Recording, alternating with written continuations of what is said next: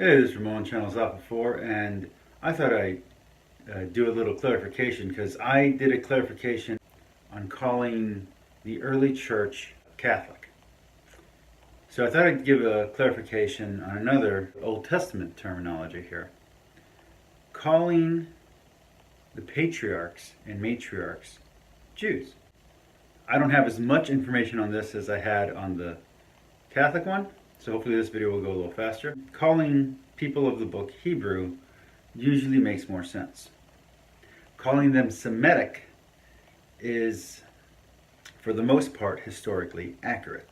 But Semitic encompasses more than just the Hebrew of people. It also encompasses other Semitic cultures and Semitic languages, usually meaning originating around the Mesopotamia. And who is Jewish?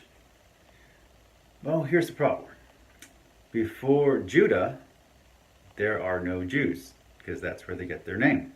In fact, there are 12 tribes, so not all Jews would be Jewish, because some would be Benjamites, some would be Levites, other such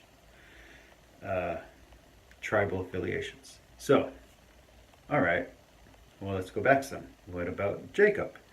What about Israelite? Is that the correct term for saying, the Jewish people?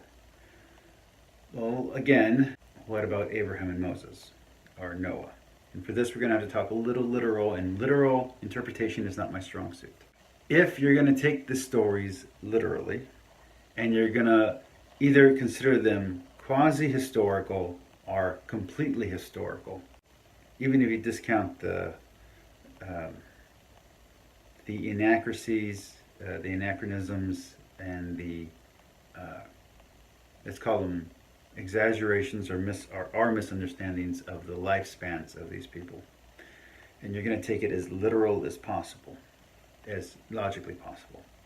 Adam, Noah, and Abraham.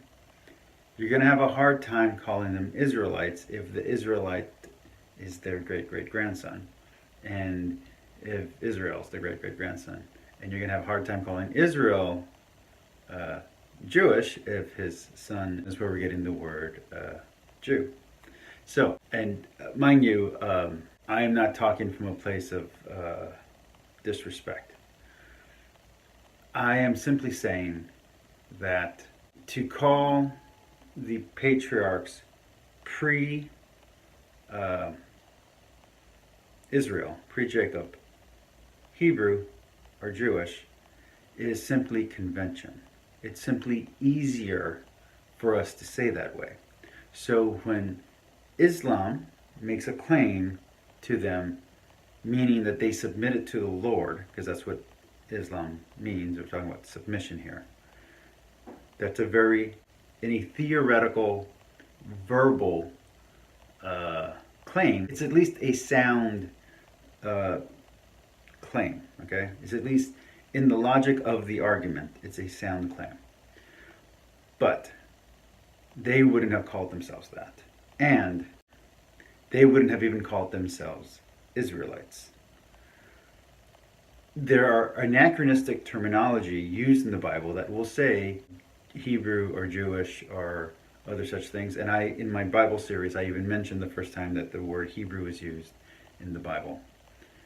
And Israel, of course, is going to be used when Israel takes on the name, when it's given the name. And Jew is going to show up when Judah starts becoming more prominent. So when you're talking about the terminology of the Semitic people who we consider Hebrew, you must understand that some of the pre-Israelic patriarchs and matriarchs, it's simply a term of convenience. So they are Jewish because the people writing about them were Jewish and because their descendants are Jewish. We are not saying that they were following the exact same religion, although we as faithful people believe they were. And that's how Christians and Catholics and Muslims and Islamists, if that's the right term, make claim on these patriarchs, is because if they were following the correct true religion and we are also now following the correct true religion, well, then we were following the same religion. Get it? Very easy logical conversation here. But the word logic falls apart a little bit with the actual historical logic, which is that the people writing about these people were Jewish, and therefore they would consider them Jewish because it is at least implied, followed kosher or halal laws, going all the way back to Genesis, which is again an argument from implication, but there you go. All right, so I just thought I'd make that video. Yes, this one is shorter than the Catholic explanation for calling all churches pre-schism Catholic. All right, so calling patriarchs pre-Israel in Judah Jewish is an act of verbal convenience and common convention that just makes it easier to transmit the information we want to transmit to each other. And it simply comes from the fact that the authors who wrote it were Jewish, and therefore, since these are their ancestors, we simply call them Jewish. Okay? And again, I'm not being offensive here with that terminology. That's my answer. So peace, like, subscribe. I hope that answers that question.